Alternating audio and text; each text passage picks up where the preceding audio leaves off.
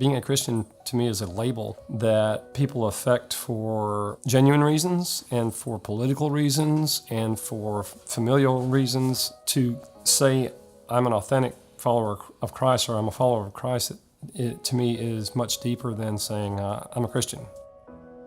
I did not have a blockbuster salvation experience because I was basically a good kid. We were attending a church where I grew up, was in Pensacola, Florida. I actually remember I was up in the balcony. I don't remember the message, but I just felt very strongly to make a decision. In that particular church, the pastor would meet you down front, and his words were, to me, young man, why have you come? I didn't know any difference, so I said to be baptized. Got involved with the youth group, went on choir tours with him. It was more what is expected of you. My wife grew up in church in Alabama, attended church together while I was in college there. We got married there. Spirituality-wise, we weren't very much.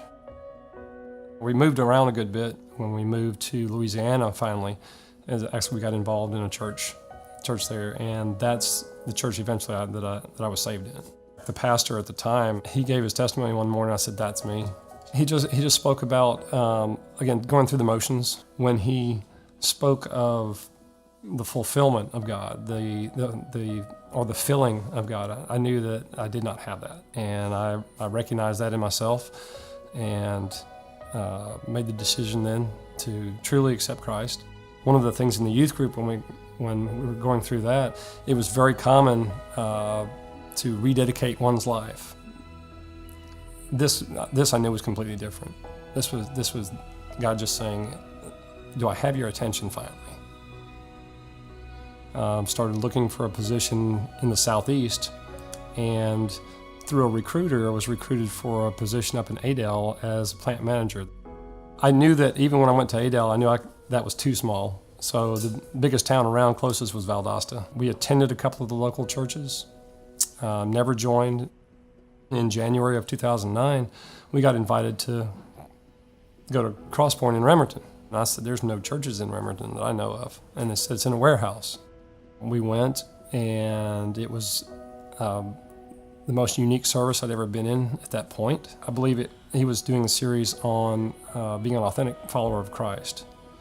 And that was the first sermon I'd heard like that ever, even after being in church after church after church. You know, there's a wide road and there's a narrow road. And I remember him very clearly saying that, he said, "I don't know that narrow road isn't razor thin."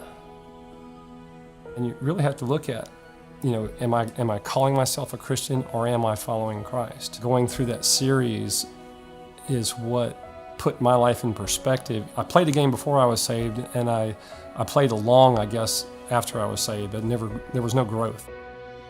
We got into a life group, and that's when really started getting to know community. When you go into someone's home and you're sitting down on somebody's couch or at the dinner table or something like that, to me it's a completely different vibe. It's a completely different potential opening up. Through that growth, eventually, I became a life group leader, getting involved with the security team, beginning to study, beginning to learn. I understand the presence of God, the love, the grace of God. There's got to be more, I hate to say, like me out there, going through the motions and not a believer, going through the motions as a believer.